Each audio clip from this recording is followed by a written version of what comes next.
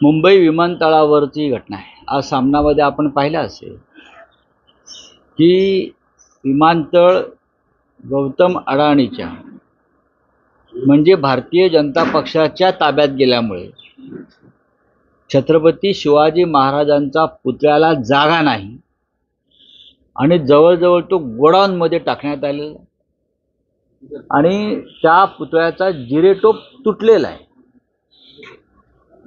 त्याच्यावरती भारतीय जनता पक्षाचे नेते, तथाकथित स्वतःला हिंदूंचे कैवारी समजणारे नेते, बोगस शिवभक्त भाजपमधले शिंदे गटातले, त्यांचं काय म्हणणं आहे? ह्या मुंबईत म्हणजे महाराष्ट्राच्या राजधानीमध्ये शिवपुतळ्याची अशा प्रकारे विटंबना भाजपच्या लाडक्या उद्योगपती आणि कंत्राटदाराकडून होत असेल तर ती अत्यंत गंभीर आणि चिंतेची बाब आहे. छत्रपती शिवाजी महाराज हे आमचं दैवत आहे, पण ते भारतीय जनता पक्ष का मिंदे गटाचं नाही. कारण शिवाजी महाराजांनी जो आम्हाला अभिमान शिकवला आहे तो ह्यांच्याकडे गुणभरी उरलेला नाही. म्हणून लाडक्या उद्योगपतीनं छत्रपती शिवाजी महाराजांचा केलेला जो अपमान आहे हे उघड्या डोळ्यानं पाहतायत. आमचे शिवसैनिक तो पुतळा सोडवण्यासाठी गेले मुंबई विमानतळावर, तेव्हा गौतम अडाणीचे जे लोक आहेत, बाउन्सर, 200 बाउन्सर ठेवलेत त्यांनी. हे गृहमंत्र्यांना माहीत आहे का? ते बाउन्सर आमच्या शिवसैनिकांच्या अंगावर चाल करून न्यायचा प्रयत्न करत होते. का? तर शिवाजी महाराजांच्या गोडाऊनमधल्या पुतळ्याची सुटका त्यांना करायची होती. हे या राज्यात सुरू आहे आणि हे यांचे लोक बाहेर जाऊन मोठी मोठी भाषणं देत आहेत हिंदुत्वाच्या नावानं. लाज वाटते तुम्हाला तुमची महाराष्ट्राला? 37 वर्षापूर्वी हा पुतळा बसवला होता आणि यापूर्वी देखील अशी एक घटना झाली होती. आम्ही तो पुतळा बाहेर काढला आणि त्या पुतळ्याची प्रतिष्ठापना केली.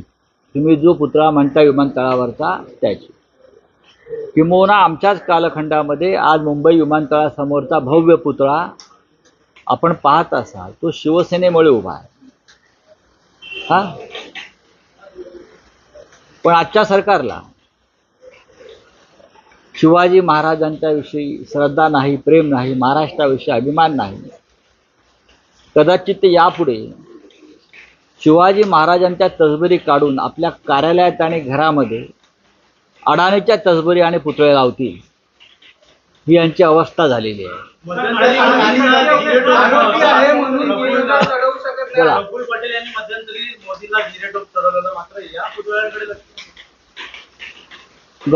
राज्यपाल कोश्यारी, प्रफुल्ल पटेल अशा अनेक लोकांनी महाराजांचा अपमान केला.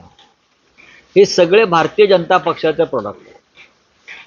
शिवरायांचा अपमान करणारा प्रत्येक माणूस आज भारतीय जनता पक्षामध्ये आहे, हे लक्षात घ्या.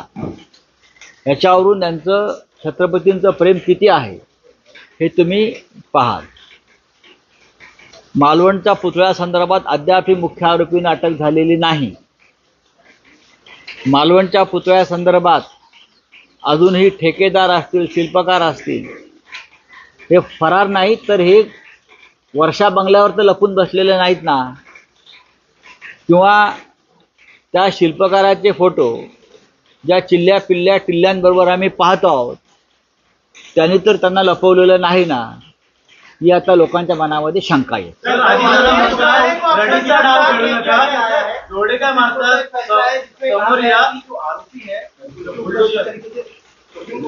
क्या है? अजित पवार म्हणतात की रडीचा डाव कोणी खेळत नाही. जो आपल्या काकांचा पक्ष आणि चिन्ह स्वतःचं कर्तृत्व नसताना फक्त मोदी आणि शहांचा ताकदीचा वापर करून पळवून नेतात, त्यांनी अशी भाषा वापरू नये. त्यांच्यामध्ये कर्तृत्व असेल तर त्यांनी स्वतःचा पक्ष स्थापन करावा, निवडणुका लढवाव्यात. जे चोऱ्या माऱ्या करून राजकारणामध्ये आहेत, मग मिंध्या असतील किंवा अजितदादा असतील, त्यांच्या तोंडी अशी मर्दानगीची भाषा शोभत नाही. आरोपी आहे म्हणून बीजेपी विधायक को गिरफ्तार नहीं किया गया है। क्या हो गया? 48 घंटे से ज्यादा समय होगा बीजेपी विधायक ने भड़काऊ भाषण दिया था, लेकिन अब तो उसकी गिरफ्तार कहाँ दिया भाषण? नगर में. मैंने पढ़ा है कि एक विधायक जो बीजेपी का है, उनके पिताजी पहले शिवसेना में थे, फिर कांग्रेस में गए, हाँ फिर कांग्रेस में गए, अब बीजेपी में. अब ये लोग हिंदुत्ववादी बन गए. ये कहता है कि मस्जिद में घुस कर मारूंगा मस्जिद में घुस कर मारूंगा. नरेंद्र मोदी जी से मेरा आह्वान है, क्या इस प्रकार की भाषा आपको मंजूर है? अगर है तो आप विदेश में जाकर मस्जिद में जाना छोड़ दीजिए. आप, मेरी बात अभी तक पूरी नहीं हो गई है. आप जो विदेश में जाते हो ना, Dubai, Saudi Arabia, Malaysia, Islamic country में, और वहाँ के बड़े बड़े नेताओं से गले मिलते हो, वहाँ के मस्जिदों में जाकर सेकुलरिज्म के पाठ पढ़ाते हो, ये ढोंग बंद कर दीजिए. ये पहली बात. दूसरी बात है कि मस्जिद में घुसकर मारने की बात अगर कोई करता है तो सरकार ने क्या कार्रवाई की? मस्जिद में घुसने की बात करने से पहले ये जो विधायक है उसने अपने नेता से कहना चाहिए, पहले पाकिस्तान में घुसिए, पहले पाकिस्तान में घुसिए. और आतंकवाद कोई करता है तो सरकार ने क्या कार्रवाई की? मस्जिद में घुसने की बात करने से पहले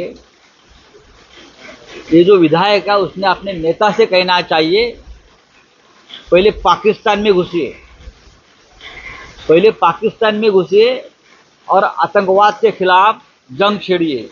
आज भी जम्मू में अपने आर्मी बेस पर हमला हुआ है. अगर ये पाकिस्तान ने, और हमारे एक जवान शहीद हो गया है, ये 10 दिन की शहादत चल रही है. हमको लड़ना है तो ये लोगों से लड़ना है. ये छुटपुट लोग हैं, गांव में जाकर भाषण देते हैं, ये दंगे भड़काना चाहते हैं इस राज्य में. इस राज्य में आग लगाना चाहते हैं. अपने आप को ये नेता मानते हैं ना, हिंदुत्ववादी. छत्रपति शिवाजी महाराज का अपमान अपने गांव में हुआ है, घर के सामने हुआ है, आपके नाक के सामने हुआ है, और आप ये दंगाई की भाषा करते हो. जाइए, ये आँख है ना, चाइना को दिखाइए जो चीर अंदर घुस गया है हमारे देश में. बीजेपी वाले ये जो आँख है ना, पाकिस्तान को दिखाइए कि जम्मू कश्मीर में 10 दिन नया आतंकवादी हमला कर रहे हैं.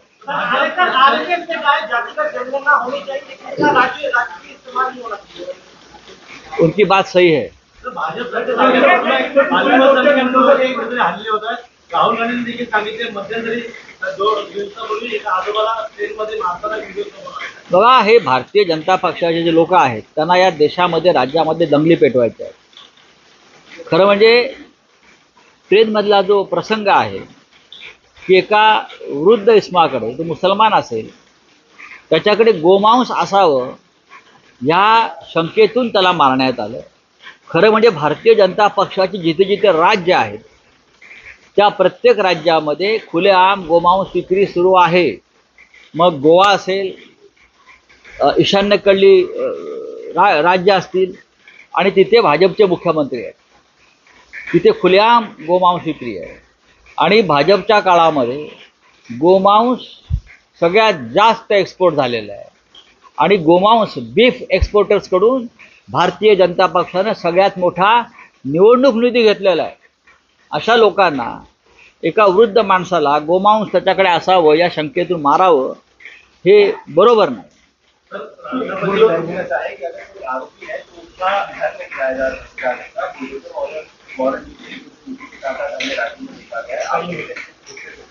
सुप्रीम कोर्ट के निर्णय से मैं सहमत हूँ.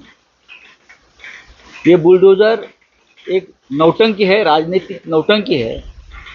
अपने आप को हिंदुत्ववादी बताने के लिए ये बुलडोजर चलाते हैं, लेकिन बुलडोजर चलाने की नौबत अब आएगी तब सबसे पहले ये बीजेपी के लोगों के ऊपर बुलडोजर चलेगा। ये लोगों ने इतने कांड और अपराध करके रखे हैं, इतने गैरकानूनी काम किए हैं। मुझे लगता है अगर बुलडोजर चलना चाहिए तो उनके ऊपर चलना चाहिए। घाटगे जो है महाविकास आघाड़ी में कई महायुति के नेता आना चाहते हैं। आज घाटगे जो है तुतारी का हाथ थामने वाले, क्या आप लोगों के संपर्क में कुछ नेता है? बहुत है, जल्दी आपको पता चलेगा कि महाविकास आघाड़ी में महायुति के कितने बड़े बड़े नेता आ रहे हैं, आपको पता चलेगा। तर राष्ट्रपती आज येणार आहेत, 15 वेळेस राष्ट्रपतींच्या विरोधात देखील सत्ताधारी देखील देशाच्या राष्ट्रपती आहेत, महामहिम आहेत, राष्ट्रपती महाराष्ट्रात येत आहेत, त्यांचा सन्मान राखला पाहिजे। महिला आहेत।